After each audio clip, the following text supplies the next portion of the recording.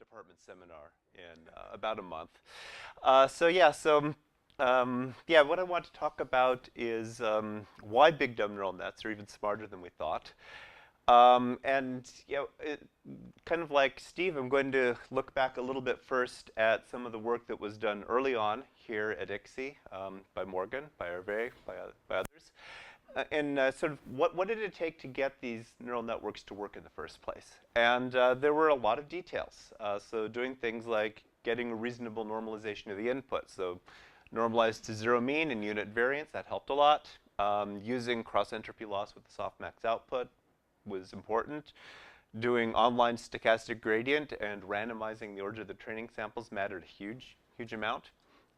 Early stopping on a held out test set, obviously, so that we didn't have overtraining and we'd work well on new unseen data was key. And then finally using a large enough number of hidden units so that you had the representational capacity. So this is all sort of the groundwork that was laid here at ICSI, sort of, I'd say from roughly, 1988 to about 1992 or so. Work went on in parallel like this at other sites. If you look back at some of Jan LeCun's early work, he had a very nice review paper on neural network training, the tricks of the trade, that I think is from about 1994 or so, kind of going back to about the same time as Hervé and Morgan's reviews on acoustic models with neural nets. But yeah, I want to talk a little bit more now about the large number of hidden units, because not only is representational capacity important, but what I'm going to hope to convince you of today is that actually having more hidden units can make the optimization task easier. And what's exciting is that there's some recent work that actually formalizes that concept. And as a disclaimer, I haven't had any involvement in the work I'm going to be talking about here. I just think it's really cool. It answers a puzzle that has sort of been around for a long time, or at least starts to answer a puzzle that's been around. And I just wanted to kind of spread the idea and maybe get some of the students in the audience reading these papers and thinking about them, because it's really promising work. So yeah, so after this foundational work, there was this sort of puzzle. And I'm going back to the same paper that Steve did, Big Dumb Neural Nets, a working brute force approach to speech recognition. And I pulled this quote out that Morgan had, that many of us have felt in the past that increased likelihood of falling into extremely suboptimal local minima would make such large networks completely impractical. Nonetheless, we must acknowledge the experimental evidence that, in fact, these networks can work well.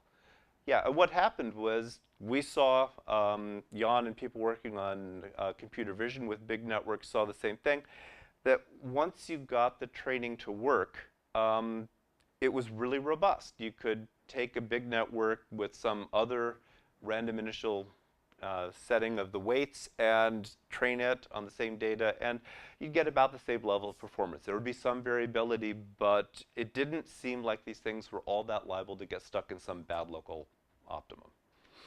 And what's neat is that we're now starting to get some reasons why this is the case. So yeah, being a speech person, I'm going to have to put a few equations on. So I'm going to start with some notation. To understand these problems, we need to think about optimization in the weight space, which means we need to think about the loss surface. And so what we're going to think about is this function f, which is a sum over our training data. And we're going to be summing up some loss function that is parameterized by theta, which is the neural network weights that we're going to be adjusting. And we're given a set of training samples, xi, yi, where I'll take yi to be the labels, xi to be the features. Typically, for the networks that we worry about, this loss is going to be cross-entropy, and then xi is going to be acoustic features, y is going to be a state label. And because we're talking typically about local search, something like gradient descent, what we care about is the local behavior somewhere on this loss surface. So we're going to do a Taylor expansion about some setting of the parameters theta and say what happens when we change the weights by a little bit. And what we're going to get is a loss that we can break down as the loss at the current setting of the weights plus the gradient times the step we take plus this quadratic term here in the Hessian of the loss function. The Hessian is, of course, just a very large square matrix that contains all of the second derivatives of the loss with respect to the parameters. So, for a typical neural network now where these thetas are on the order of millions, this is a very, very large object. But we can think about it at least. So, some caveats. When looking at this notation, we're generally not going to have access to the entire loss function at once or an exact realization of the loss function or the gradient because we're summing over a whole bunch of training samples. So we're going to do some sort of stochastic approximation. We're just going to take some subsample of the training data and compute the loss or the gradient on that. Also, as I just alluded to, this Hessian is just too big to explicitly construct.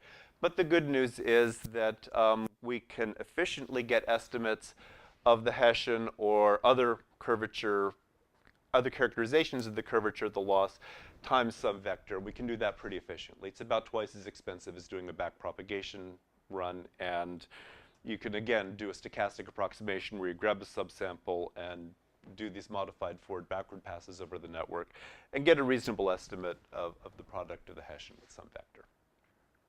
Okay, so let's move on. What do we care about when we're doing optimization? What we're going to really have to care about is the behavior of the optimizer at a critical point, meaning a point where the gradient at some point theta star goes to 0. Now, these critical points can be local minima, they could be local maxima, and they can also be saddle points. And what's going to determine the shape of the loss surface, here I've put back the Taylor expansion only because the gradient is 0, that first order term drops out. What's going to determine the shape of the loss surface at a critical point is going to be the eigenvalues of this Hessian matrix, HF of theta star. So if the Hessian is positive definite, we get a local minimum, which is kind of what we're used to thinking about. If it's negative definite, then this whole thing flips over and we have a local maximum, which is generally not a problem when you're doing optimization because you just go in some direction, you go downhill. Where it gets more interesting is if you have an indefinite Hessian, and then you have a saddle point. So you have some directions where the loss increases, some where it goes down. If you have eigenvalues that are actually 0, then you have some sort of a degeneracy, meaning that there are directions in the search space where if you move in those directions, the loss doesn't change at all. So what's the good news? The good news is, and I'll go through some of the evidence for this in the next few slides, is that if you look at a large neural network, most of the critical points are going to be saddle points.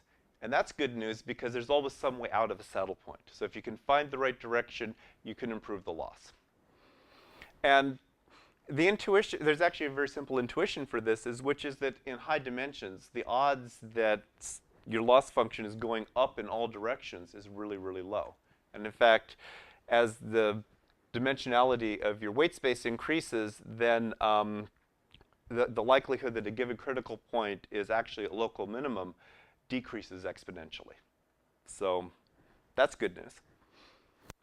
And more good news is that in high dimensions, and this is kind of the really exciting part, and where this sort of the formal work is worth reading, is that in high dimensions, real local minima, where you actually can't improve with a local search, are highly likely to have losses that are very close to the global minimum. This is something that that we've been observing for years in the business of doing neural network acoustic modeling. It's something that the people like Jan who have been doing computer vision have observed, but we actually have some formal evidence now of that this is the case. So what's the evidence? One line of evidence comes from random matrix theory, and the arguments for this are summarized in a paper by Yann Dauphin and colleagues at the LISA lab in Montreal. I'm going to have a bunch of references at the end because Steve said that these talks are going to be available online. They have URLs, so students who are motivated can actually go find these papers and read them. Anyway, so what's interesting is there's this very old result from Eugene Wigner, 1958, which says that if you look at the eigenvalues of a large symmetric, actually I'm saying here a Gaussian random matrix, but actually it's more general than that. If you're drawing the values of the matrix from some symmetric random distribution, If you look at then at the distribution of the eigenvalues, you find this, they call it a semicircle law, but it's really a semi-ellipse because you have to do some scaling.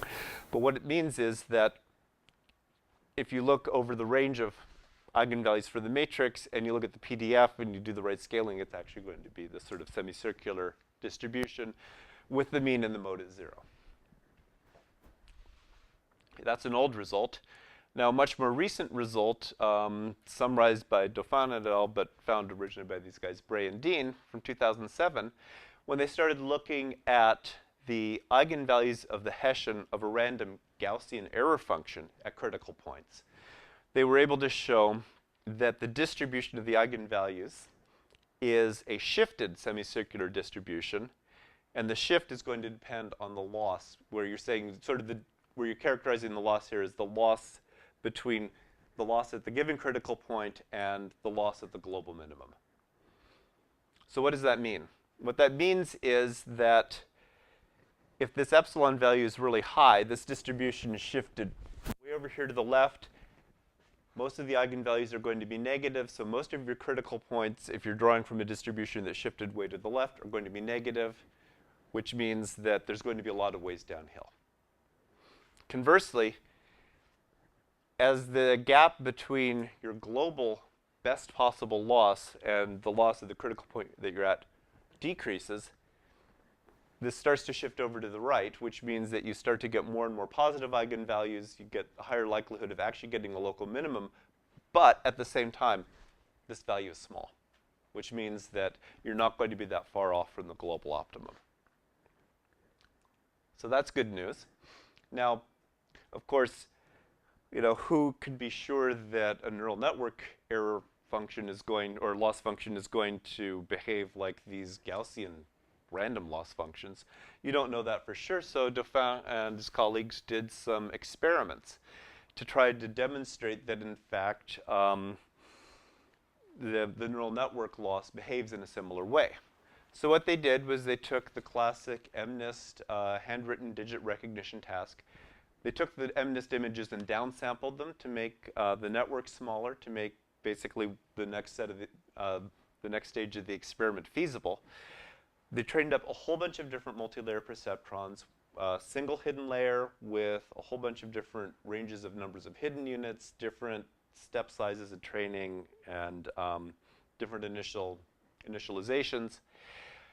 They trained these networks to do MNIST classification using batch optimization with Newton's method. And that's important because batch optimization with Newton's method is going to converge to some sort of a critical point, either a local minimum or a saddle point, because saddle points are actually attractors for Newton's method.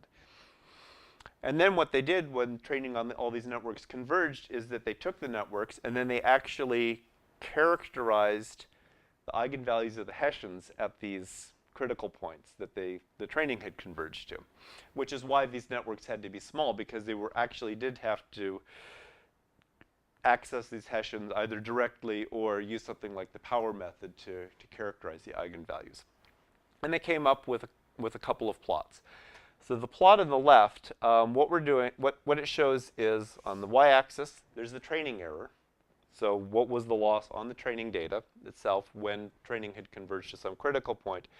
And then on the x-axis is what's called the index of the critical point. What that means is you look at the Hessian, you look at the eigenvalues, and you look at the ratio of, let me see if I can get this right, the ratio of negative eigenvalues to the total number of eigenvalues. So the index can go from 0 to 1. 0 means it's a local minimum. 1 would mean that it's a local maximum. Anything in between is some sort of a saddle point. Farther you are over to the right, the more ways downhill there are. And what they show here is that these critical points all fall in this kind of curve where the lower the index, the lower the error. And as the error gets higher, you have a higher index, which means there's more and more ways downhill. These are saddle points that are easier and easier to find a way out of. Then over on this side, they also do another plot here to summarize these results, which is that they are showing the eigenvalue distribution for 3 sample optimal points, one with a very low error, where we see that the eigenvalue spectrum kind of ends here and has, a very large mode at 1. This is actually a logarithmic y scale, and then there's actually not much negative, so this is actually probably something close to a true local minimum, and it has a low error. And then there's a training error here of 23% and 28%, and here we see that, in fact, there are more negative eigenvalues and a wider spectrum. So this kind of gives an empirical confirmation of something that you would predict from the Gaussian error functions, and you're saying, okay, it may not be a perfect model, but the neural network loss functions are behaving similarly. So that's DEED. There's a second line of research, which is slightly more recent, meaning this year instead of last year, done by Anna Choromanska and collaborators at Jan LeCun's lab at NYU. And they're taking a slightly different tack, which is they said, okay, we're going to take a neural network that's performing binary classification. It's using rectified linear units as the nonlinearities, and we're going to look at absolute or hinge loss. And what they do is they go through a whole bunch of mathematics that, honestly, I've read through a couple times. I'm not going to claim I completely understand it yet. It's a fairly dense paper. But they're able to prove that, subject to a number of assumptions on variable independence, redundancy in the parameterization of the network, and uniformity, that the loss of a real neural network, and it can be a deep network, is equivalent to the Hamiltonian of a spherical spin glass model. Okay, so what? Right, why do we care about that? And the reason we care about that is that a bunch of, smart condensed matter physicists who know lots of math, more math than I've ever learned, have gone and shown that the Hamiltonian of a spherical spin glass model, has this behavior where local minima and low index saddle points, that means saddle points that don't have a lot of directions that actually go downhill, concentrate in a band where the losses are very, very close to that of the global minimum. So here we have a slightly more, which is, what I was saying before, that if you find a local minimum, it's likely to be a good one. It's likely to be very close to the global. But what's kind of compelling about this work is that instead of this sort of circumstantial evidence of, okay, Gaussian losses behave this way and neural networks kind of behave the same way, there's now a formal mathematical statement subject to some assumptions that may or may not be entirely correct, that there's actually an exact equivalence in behavior between a neural network loss and something that has this behavior.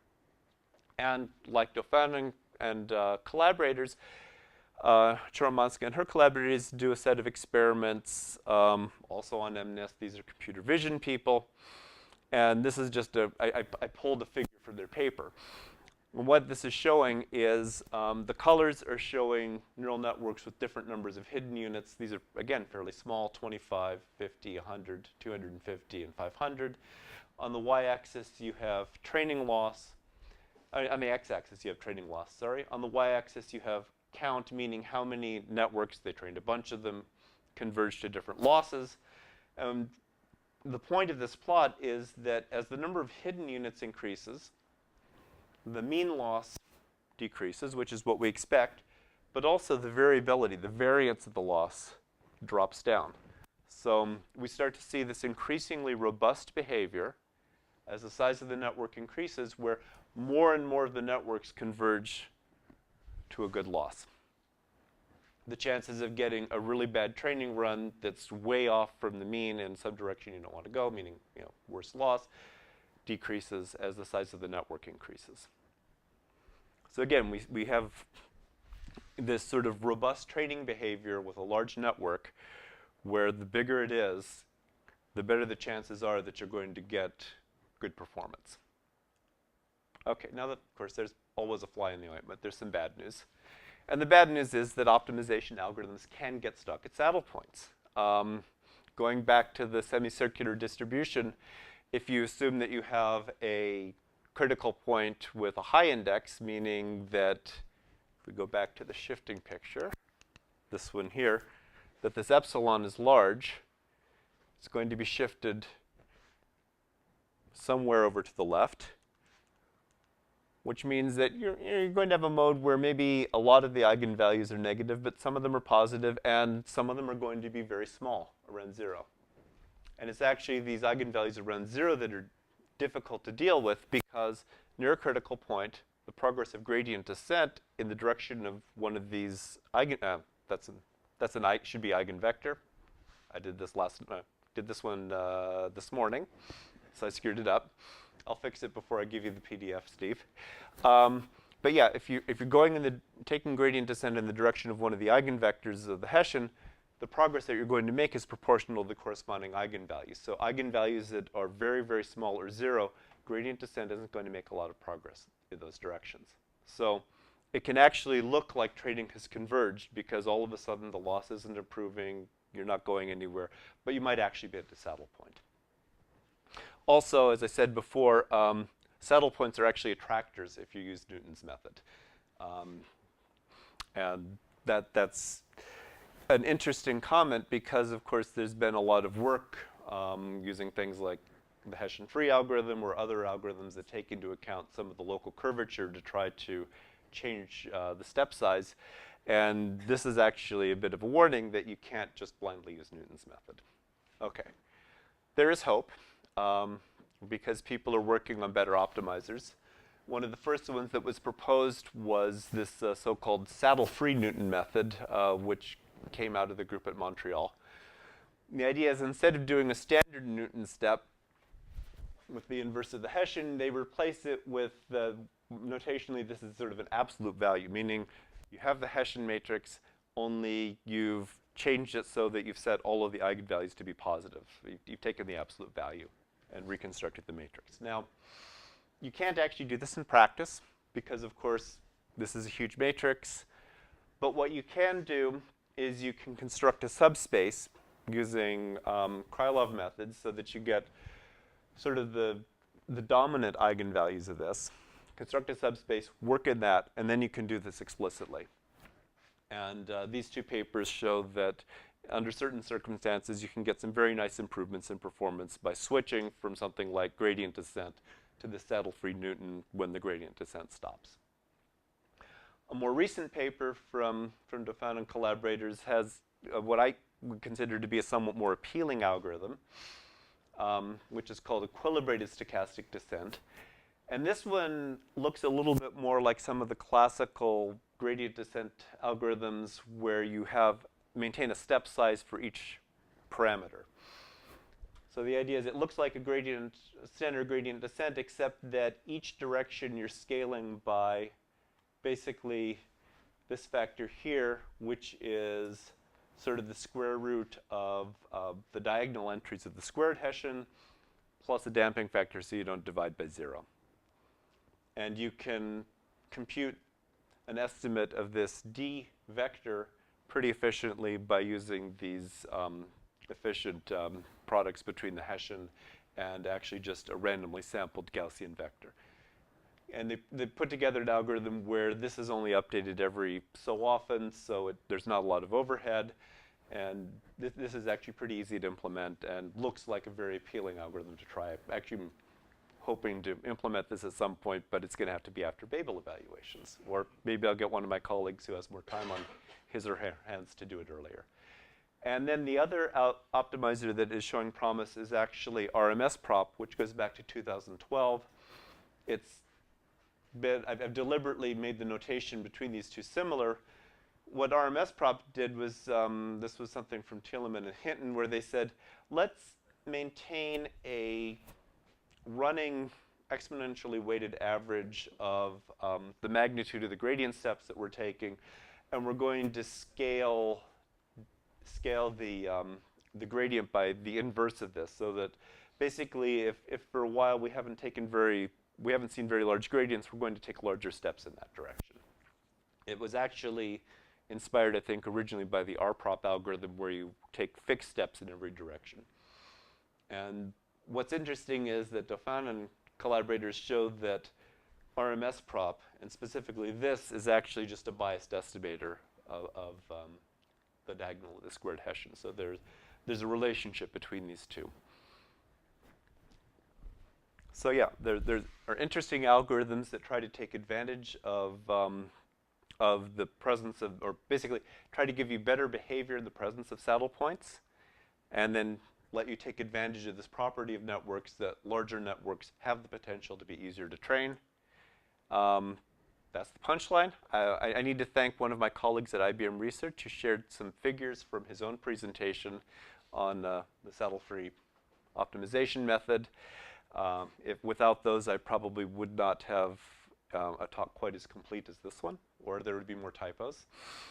And yeah, there's references, so when this goes up on the network, people can actually look up the original papers. And that's it. I can take questions.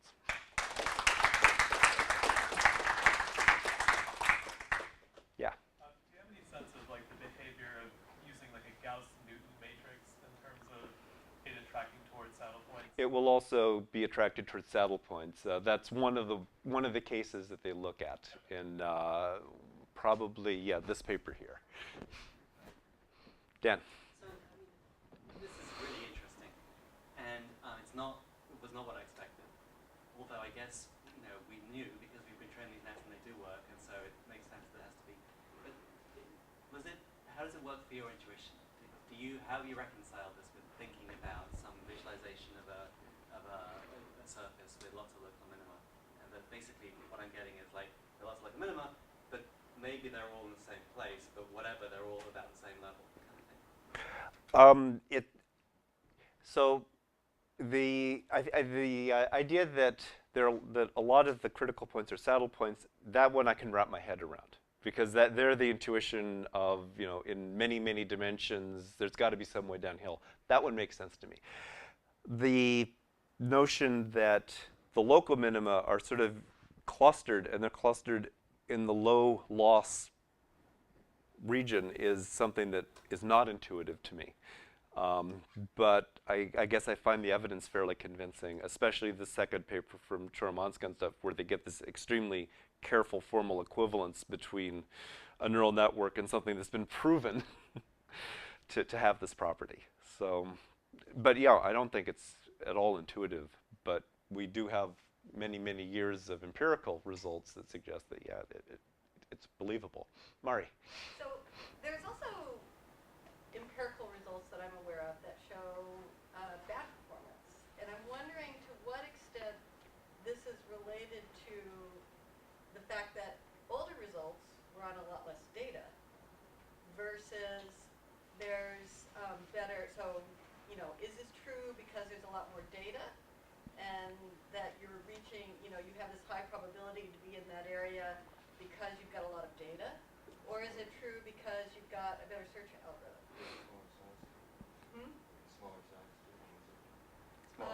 Yeah, were they smaller networks? Because the smaller the network gets, the more likely you are to actually have bad local minima. No. This was deep neural network stuff. Okay. People first started working with it. Mm-hmm.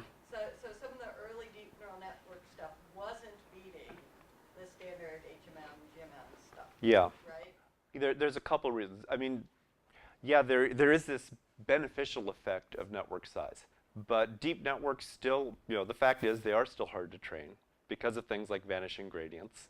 And that's a case where things like, using the rectified linear units, having some of these algorithms that maintain a different step size per parameter and stuff come into play and make a big difference. So that may be one of the factors. It's also possible that additional data matters. So is there anything in the theory? You said there's a bunch of I'm not aware of any theory that covers the amount of training data, though. I think, so there's a lot of literature, there's a lot in a field called differential topology and force theory, which is interested in studying critical points on functions on manifolds.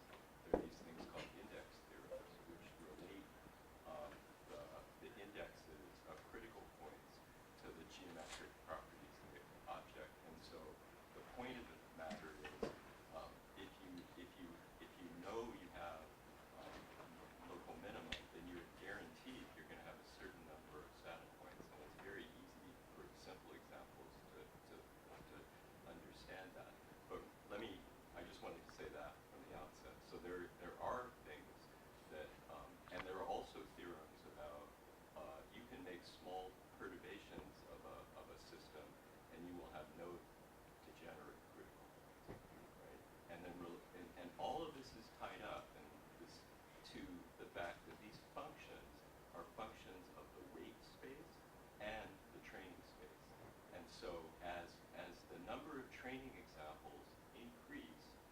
function that you're optimizing is going to change in a way that I don't totally understand.